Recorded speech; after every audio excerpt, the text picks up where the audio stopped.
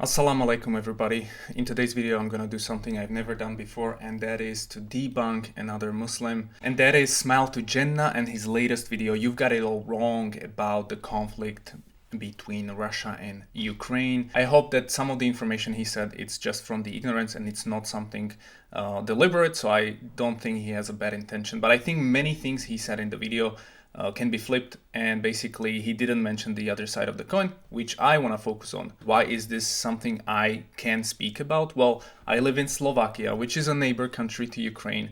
I've been a Muslim for 1 year only, so I converted last year, and for the past year I've supported Uyghur protests that I've organized in Prague. I've supported Palestine, and now I support Ukraine. I am 100% firm in my conviction to support Ukraine. So it hurts me when I see Muslims who justify the invasion of Ukraine by, playing down the conflict, or even worse, actually defending Russia, which to me is completely insane, and I'll get into that later. But basically, what I've noticed, and this came as a shock to me as an Eastern European Muslim, is that most Muslim YouTubers, no one condemned Russia. So far, it's been the 7th day of the invasion.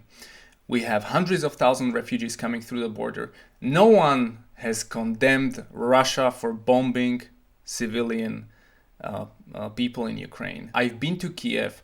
I work with Ukrainian people. We have coworkers who are from Ukraine. I know Russians as well. And I've been to Kiev during the revolution in 2014 that you said was the coup of the US. So I just want to give you more of a background, as well as one thing. I wrote a bachelor thesis on Ukraine and their integration into European Union. That's why I feel that I am qualified to talk about this issue, because I live here, I know the history. There is a double standard, I don't deny it, but there's a bigger thing, the bigger threat here. There's the tendency to blame people when they don't support Palestine. And I'm 100% with you. I support Palestine, and I don't think Israel should maybe even exist. The same should be done here. Russia has 1 million soldiers. Ukraine, how many? Russia is crushing down on Ukraine every day, killing more and more civilians. And no one is calling it out. It's the same exact thing, a bigger superpower overpowering the other one. And you might have this idea that only US is able to invade countries, or only US is evil. Yes, West has their evil tendencies, I agree. I'm not denying it. I 100% agree that the West has genocided people. But the same was done by Russians, and you're not recognizing it. And this is what needs to be exposed.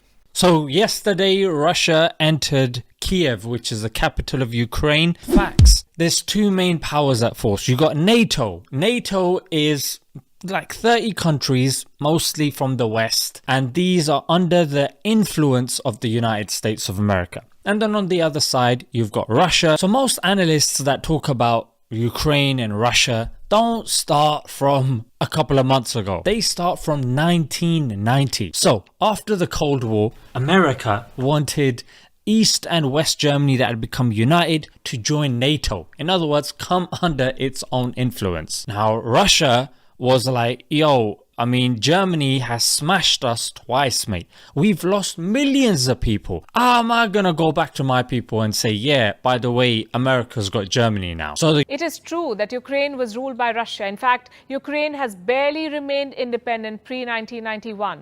There was a brief period before World War I, and then another stint in 1600. For the rest of its modern history, Ukraine was under Russia. 1 in 6 Ukrainians is an ethnic Russian. 1 in 3 speaks Russian as a native language. So Putin is right when he says historically they were one. But claiming Ukraine on the basis of colonial history is wrong. It will be like Britain claiming India, or South Africa, or Spain claiming the Philippines.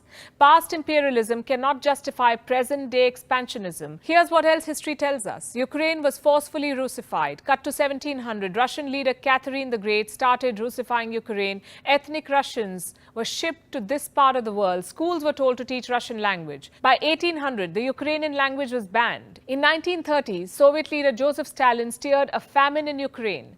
Millions of Eastern Ukrainians were killed. The area was then repopulated with ethnic Russians. In the 1940s, the ethnic Tatars were relocated. They too were replaced with Russians. There is a reason why eastern Ukraine today has so many native Russian speakers. It was designed to be that way. Eastern Ukraine was always dear to Russia. It has coal, it has iron, fertile land.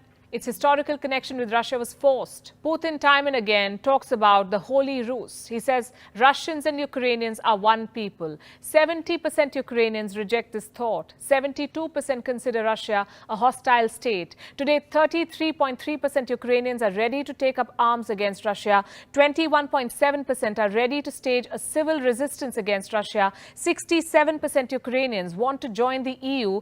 59% want to join the NATO. So after the Second World War, what happened here? What happened here? Soviets took over Europe and Americans took over Europe. So half and half.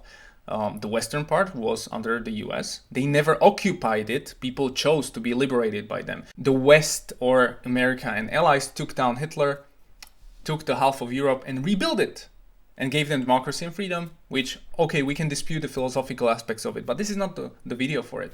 The other half was liberated by Soviets, and this was the liberation. I agree. Soviets did liberate us, and we thank them for killing Germans and Nazis. Yes, thank you so much. But what happened is that they took over our territory and made it part of their. So that's the difference. We were the Eastern Bloc, part of the Warsaw Pact, and Ukraine was actually part of the Soviet Union. And really important one. And so basically we had 40 years of Soviet occupation. What does this mean when I say Soviet occupation? Well, here's what it is. It's communism.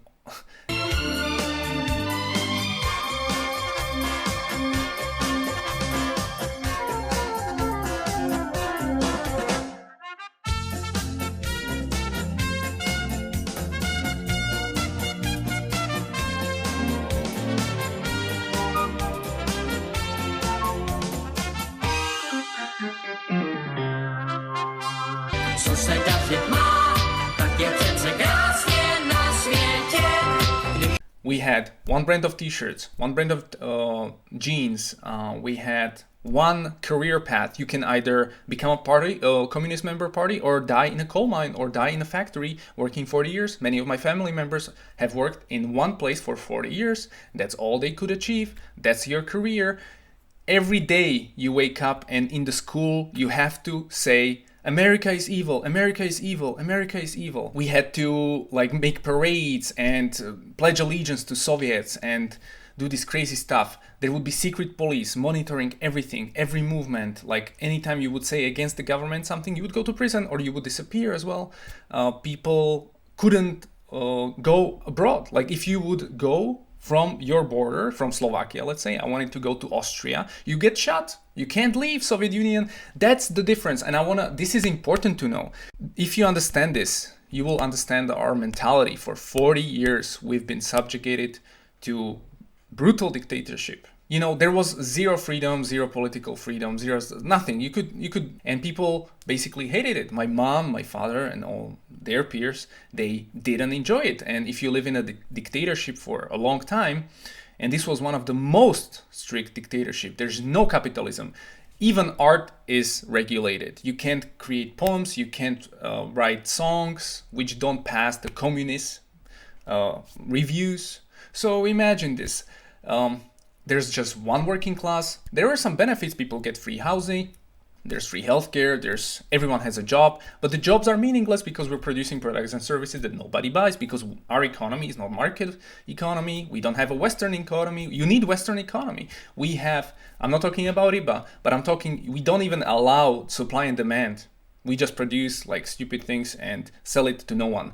And then everybody just steals. So 40 years of this until the 80s. In 68, actually Russians invaded Czechoslovakia, which I'm not going to get into that because it would be another whole thing. But it's the exact same narrative that they are using now in Ukraine.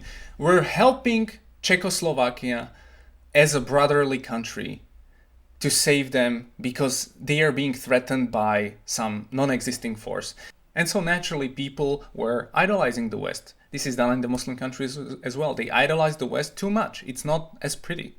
But of course, if you have a choice between freedom and democracy, which is not ideal system, but that or dictatorship, you will choose the West. And so what happened in the 80s, there was a wave of revolutions, and we've had a peaceful velvet revolution, millions of people in the streets. Yes, US was happy because yes, finally the Soviets are collapsing. Yes, finally this evil system is done.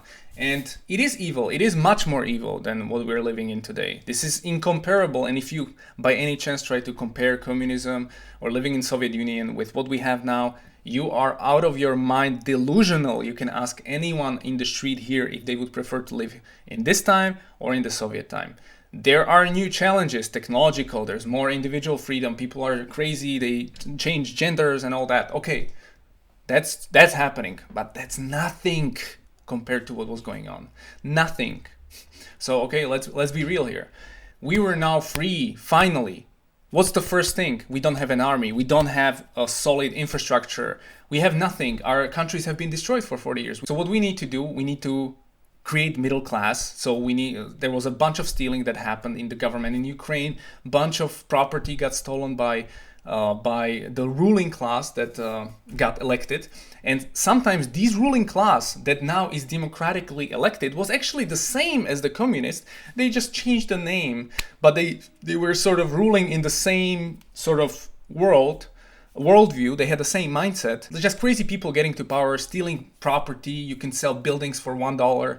Crazy things happening. Nothing has value. This is the transition to capitalistic economy, and this takes a couple of years. Same thing happening in Ukraine. People stealing stuff. The government stole trillions and trillions of dollars. It was horrible. And we're kind of annoyed, like this is not what we want. And what our hope was, the only solution for us is to join EU, because we need to have market economy tied to Germans, tied to British, tied to all these countries, so that we can exchange goods and become have money. Every country started to work their way up to the West. And yes, the West is happy. Yes, America was happy. But why? Because we all wanted to go there. We don't have a choice. Geopolitically, you're either Russian or Western. So we chose the West. This was done in referendum elections. This was people's will. I'm not saying there's not a minority which reminiscence about the old system. There is, of course, some old people maybe who were part of the Communist Party. My grandma maybe. So we chose to be part of EU and part of NATO. Why NATO? Why is NATO important? Well, we need security from Russia, because Russia was invading already other countries in the past, and they had these tendencies. And when Putin got elected, his dream is to reunite Soviets under Russian rule. Again, this is his whole doctrine, to reunite the old empire under a new rule, not communism again, but something else, but still take them by force. We don't want that. Like, you can ask anyone, do you want to be part of the West or Russia? They say the West. No one wants to be part of Russia. But they know that, so they take by force the territories. And you could see that in 2008 in Georgian War, which you didn't mention. Even before Russians came here and before the Second World War, Czechoslovakia had a democratic Western government, one of the first in the world. You can look it up. So we never belonged to Russia, so the Poland, so all these countries. They took us by force. So we joined the NATO and we get the protection. So in NATO, when you are part of the alliance, you can't get invaded. No one in NATO, in their crazy mind, is thinking of invading Russia. The NATO's entire purpose was and is defensive alliance. That's the entire purpose. What they did in Afghanistan was evil, because we don't have an army. There is no European army. So we are not strong enough to resist Russia. So we need protection from America. That's how it is. That's geopolitics. We don't have a choice because Russia is worse. The United States goes, yo, we're going to promise you that NATO are not going to move, and I quote, 1 inch to the east. But shortly afterwards, one of the United States' presidents, Clinton, what did he do? Yes, he let NATO continue eastwards. A Russian president goes, what the heck is going on here, mate? I thought we had an agreement. And the United States goes, mate, that was just a verbal agreement. And then afterwards, there's dispute as to whether they said it, whether they didn't say it. But if you look at the National Security Archive, in there, not only did the United States leaders say it, British leaders said it, and so did the French. If you go to NATO's website and you look at the claim NATO promised Russia it would not expand after the Cold War, it's clear this agreement was never made, and the policy is always open door. You can actually look at the transcript here. Here it is. It's declassified from 1997. What Bill Clinton said to Boris Yeltsin, the president of Russia. It's 591 pages. Even Gorbachev said, who was the head of Soviets in '89. The topic of NATO expansion was not discussed at all, and it wasn't brought up in those years. As I say this with full responsibility, not a single Eastern European country raised the issue, not even after the Warsaw Pact ceased to exist in 1991. Bill Clinton consistently refused Yeltsin's offer of a gentleman's agreement that no former Soviet republic would enter NATO. He said, I can't make commitments on behalf of NATO. I'm not going to be in the position myself of vetoing NATO expansion with respect to any country, much less letting you or anyone else do so. NATO operates by consensus. There is no treaty signed by the US, Europe, or Russia which includes provisions on NATO memberships. So in Russia Beyond, you can see the interview with Gorbachev, and he said, the statement you're quoting that NATO will not expand 1 inch to the east was made in context. What context? Making sure that NATO's military structure would not advance and that additional armed forces from the alliance would not be deployed on the territory of then GDR after German reunification, so eastern part of Germany. Baker's statement mentioned in your question, which is NATO will not move 1 inch further east, was made in that context. Everything that could have been and needed to be done to solidify that political obligation was done and fulfilled. The agreement on a final settlement with Germany said that no new military structures would be created in eastern part of the country, no additional troops would be deployed, no weapons of mass destruction would be placed there. It has been observed these years, so don't portray Gorbachev and then Soviet authorities as naive people who were wrapped around the West's finger. And this was not talking about the eastern expansion. It's only focused on Germany, which they uphold. Now, what happened later, I can understand Russia's perspective that the expansion made them feel maybe insecure, and they weren't heard from the NATO's officials. Each of those countries had the right to join NATO. Another point is to recognize that Russia doesn't have the right to demand whether Ukraine or Georgia join NATO because they've signed NATO-Russia Founding Act, which pledges to respect the sovereignty, independence, and territorial integrity of all states and their inherent right to choose their own security. And this is what I'm referring to again. These countries want to be protected by the US, not by Russia. So Ukraine and Georgia can decide where they want to go. Now, the eastern part of Germany never was forced to join NATO. They willingly joined NATO. That's the difference. This actually promised that you're saying 1 inch to the east, this was never promised. This is again a Russian propaganda. Since then, it's been madness. The United States, I'm going to say under NATO, has been expanding. So what the United States would do is they would conduct military parades in countries like Estonia, which were nearby. Imagine right near your country, there's madness going on. I mean, what are you going to think is happening? It's funny that you mentioned that because you forgot to mention why there were military parades in Estonia. It was as a response to to Russia taking Ukraine in 2014, the Crimea. So that happened. So then the Independence Day came from the Estonians, and they invited all the NATO countries, and they had like 5,000 troops or 1,000 troops, I'm not sure, to participate, British, American, and air jets, just to say that, hey, we want to be protected because we are the next in the menu. We are the next for lunch. We have 1 million people in the country. What are we compared to 150 million of Russians? They're gonna eat us alive. So yeah, that was to tell that, hey, this is where you stop. So what's your point? It's exactly what the media, the Western media, does to Israel and Palestine. They justify what Israel is doing, but they never look at the Palestinian side. So the claim that NATO is a threat to Russia, if you look it up, there are about 5,000 troops in Poland and Baltic states, and Russia has about 1 million people in the army. So before actually the illegal annexation of Crimea in 2014, there were no troops in the eastern part of the alliance. They came there as a result of Russia's actions. It's a response. NATO never wanted to invade Russia, never in the wildest dream. We want to do anything with Russia. Russia can do whatever they want. How is 5,000 people a threat to Russia? Tell me that. If there was like 500,000 soldiers, okay, that could be a threat, of course.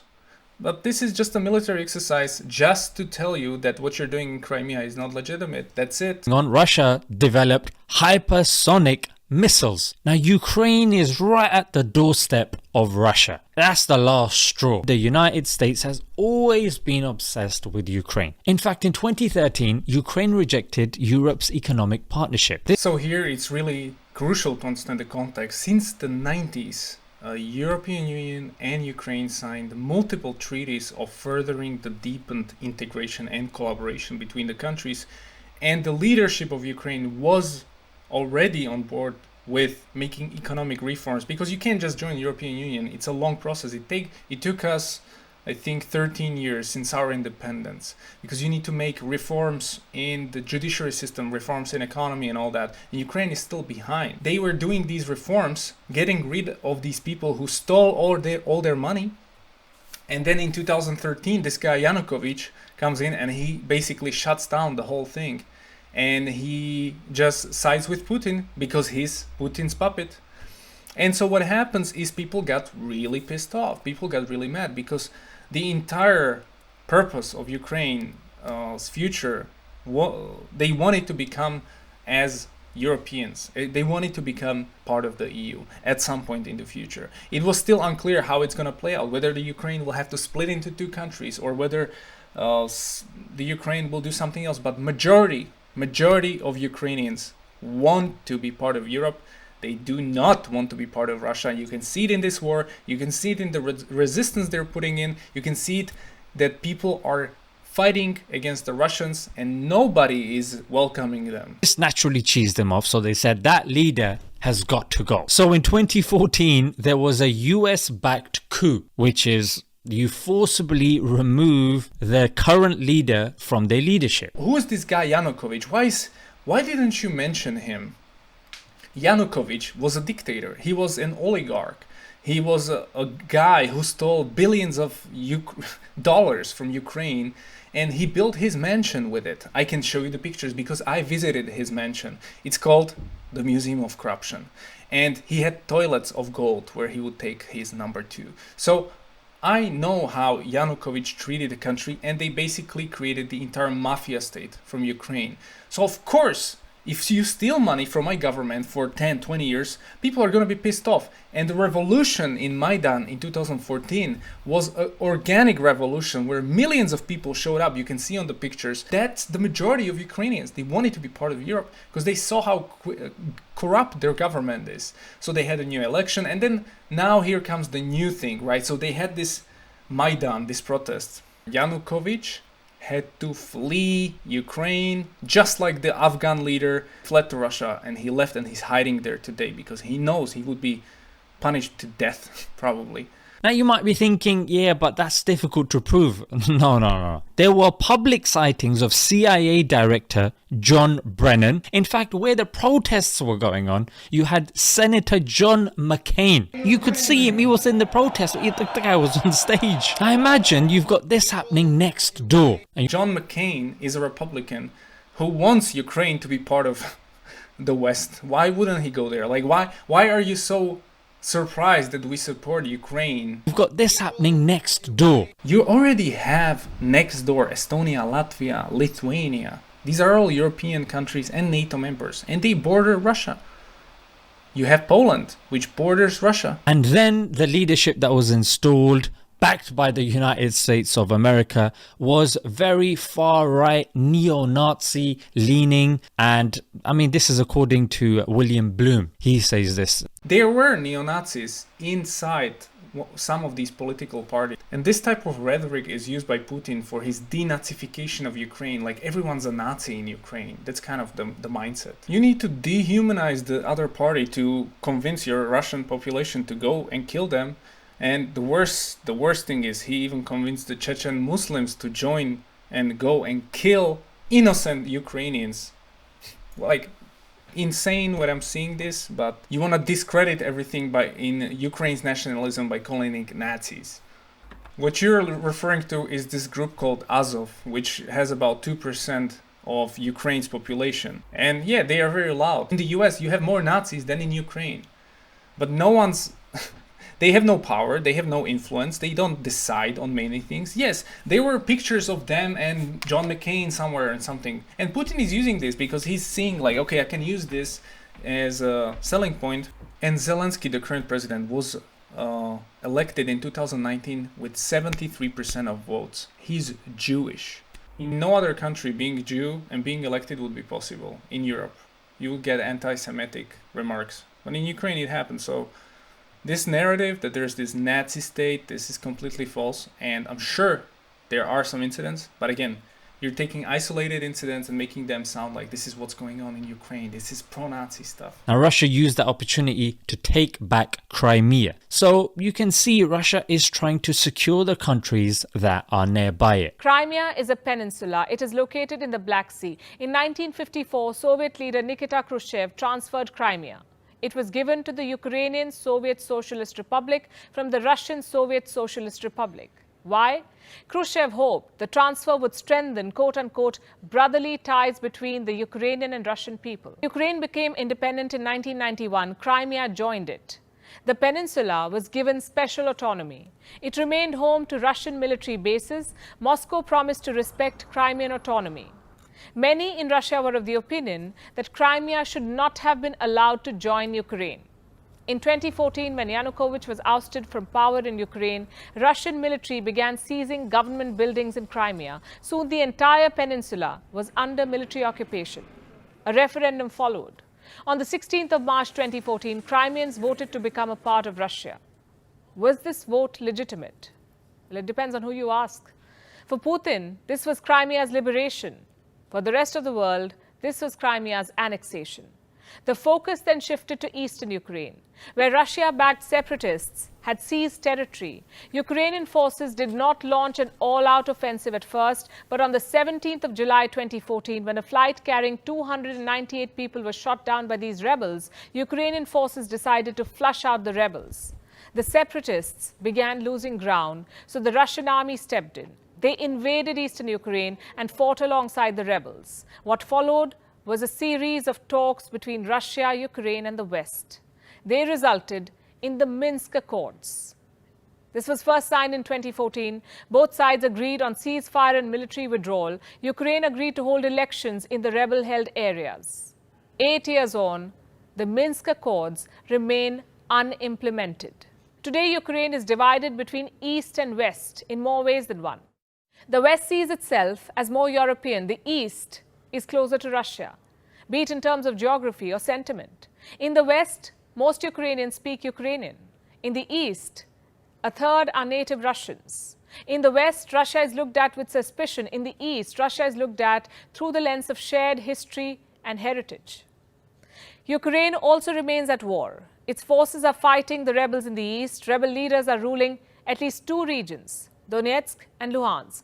Together, they're known as the Donbas region. So Ukraine is half and half, and they wanted to be part of EU and NATO, but they weren't. But what started to happen? Russia took the piece of Georgia in 2008. In 2014, there was a revolution. I know from speaking to many Ukrainians, they want to be part of Europe. They don't want to be part of Russia. So the Western Ukrainians definitely want to be part of Europe.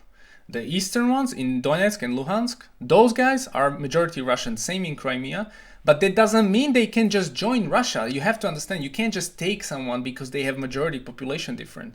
Like we have 500,000 Hungarians who identify as Slovaks, but they are Hungarians, they speak their own language, they have their own schools, and it was a struggle, but you can figure it out after a few years and live alongside the majority population with your own sort of rules. So you never sort of like, hey, there's my population, I'm gonna take over that. Basically, they changed the government, and then some weird people, of course, neo-Nazis and all that, started popping up and started to make its way. And basically, as a result of this, Putin said, well, I'm gonna take Crimea because it's clear that the Ukraine doesn't want to be part of Russia, but I can't let it have as Europe because it would be on my borders. So I'm just gonna take over Crimea. It was never agreed by anyone to be part of Russia. He just took it by force. He just took it. So we were like, okay, this is strange. Like, we're not gonna get involved militarily because this can escalate, but you shouldn't do this, Vlad. And then he created these two separatist republics where he backed up the separatists to fight against the Ukrainians. Okay, so we need the protection because Ukraine's army can't stand the Russian army. So they chose to integrate more into NATO, even though they never became a member, or even Europe, but they gained the status. You're surrounded by Russia on all your borders. And you know they're taking bits and pieces of your land. Are you gonna just be like, yeah, it's fine? When Putin annexed Crimea, his approval rating skyrocketed. Keeping the nationalistic drum rolling helps the Russian president. Annexing parts of Ukraine also helps Putin restore Russia's superpower image. You're setting a standard, and this standard has been set by the United States. After World War II, it's been a rogue state. It's interfered in 50 countries. Yes, since World War II. You know, one thing that I really don't like when it comes to this conflict in Ukraine is whataboutism, which is, I ask you, what do you think about killing innocent Ukrainians? And you say, well, look at what happens in Yemen. Look at what happens in Somalia. Look at the bombings in Palestine. Yeah, that's very bad. That Uyghurs, we get it. I get it. But what do you think of this? And I heard none of you say anything about it. So that's whataboutism, and that's what I hear from most Muslims online. Like, no one is specifically condemning Russia's action. And when it comes to Russia's actions towards Muslims, did you forget the killing in Syria? Have we forgotten the Chechen war? And now the Chechens are actually fighting for Russia? Like, insane. Have we forgotten what they threatened to Crimean Muslims? Tatars, the ethnic Muslims, they actually resisted the annexation of Crimea by Russia. What about the Russian occupation, the Soviet occupation of Afghanistan? We completely didn't even go there but it went for 10 years. Supporting China in their anti-terrorism claims against the Uyghurs. You don't condemn that? What about Srebrenica massacre in Bosnia that Russia didn't condemn and they actually denied it because they are Serbian partner? Ukraine supported Israel. Well, what about Russia? Didn't they support Israel as well? I want to say there are always two sides to any conflict, so I get the Russian perspective, but most Russians don't want this war, and most Russians are not allowed Western media, so they don't actually know what's going on, and they are fed the Russian propaganda that they're going there to denazify the population and help Ukrainians. But when they get there, no one wants their help. Попал не знающий, не владея информацией. Даже не представлял, что будет. Мужики, здесь делать нехера. Бандеровцев ты здесь не видел? Бандеровцев вообще не видел. Ты сожалеешь о том, что ты сюда Очень приехал? сожалею. Приехали в командировку под предлогом учения с личным составом, который составляет 80% срочников. На Украину воевать ехать не собирались, убивать тоже никого не собирались ехать. Сейчас нахожусь в городе Полтава, живой-здоровый, в плену. Хочу передать, чтобы прекратились военные действия на территории Украины. Бессмысленные, люди гибнут. Что ты хочешь сказать своим россиянам? Тоже люди живут, а не как по телевизору показывают. Ехали на учение в город Белгород. Ночью подорвали, сказали садиться в машину по колоннам и следуйте за колонной. Вы с какой целью сюда ехали? Мы не знаем Задача цели. ваша какая была? Не знаем задачи, не знаем цели. Нам вообще ничего не доводилось. Что ты хочешь сказать? Я хочу сказать то, что не нужно ехать на Украину. Воюют только из-за того, что русские нападают на них. No one wants their liberation. This is exactly the argument that Hitler used for Czechoslovakia when he said in Sudetenland there's this German minority which is being oppressed by Czechoslovaks. We need to get and liberate them. And then he never stopped. He never stopped after that. So that's the danger, and that's the difference between the war in Yemen and this one, because it's the superpower against another potential superpower. Why is this important? Let's use logic. Well, they both have nuclear weapons, guys, so this can escalate, and no one wants nuclear war. I don't think no one in his right mind wants a nuclear war. And Putin yesterday or a few days ago, he threatened with nuclear weapons. He's opening them up. What kind of a lunatic does that? You can't play Russian roulette with the world. You know, he's now isolated. Everyone condemns it in the West. Russian banks are closed. No plane can fly over Europe. And if the Americans get involved, can you imagine the nightmare it would be for the entire world?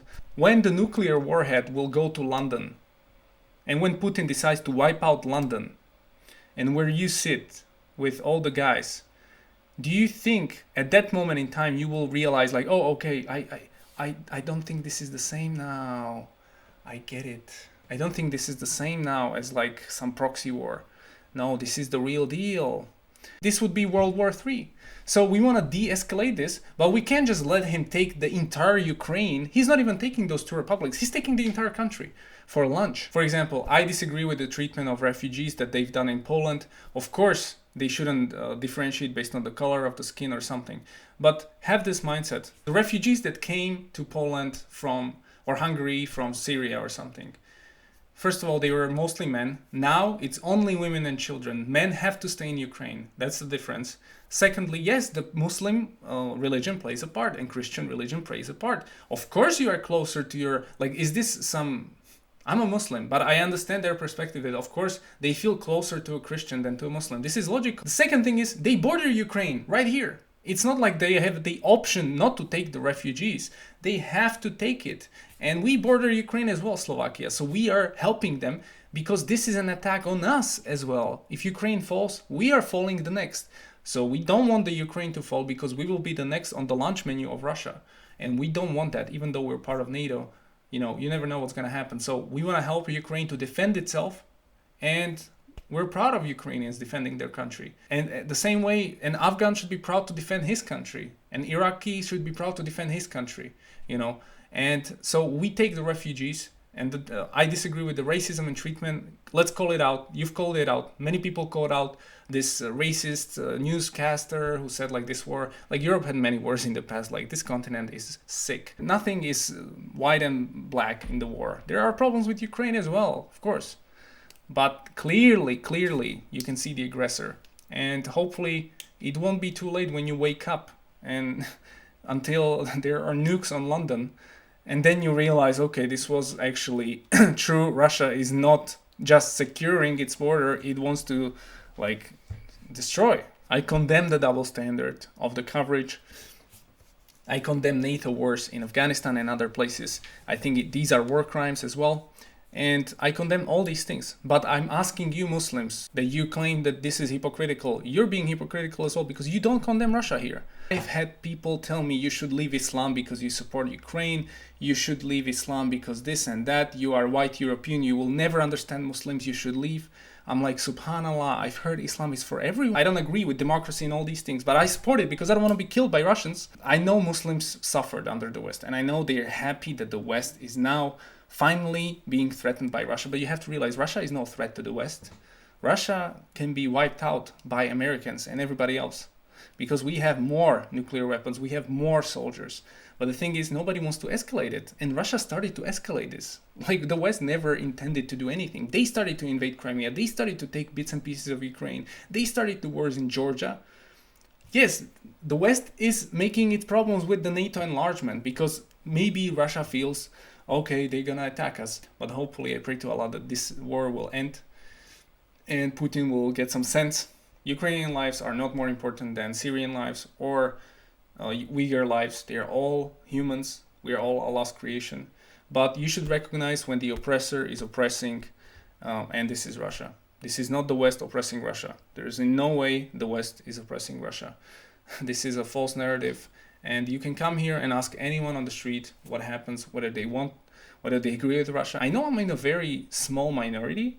I'm never gonna support Russia, and we are never gonna support Russia. I 100% stand by Ukraine with all its faults. They don't deserve to be brutally killed and genocided by Russians. So, assalamu alaikum.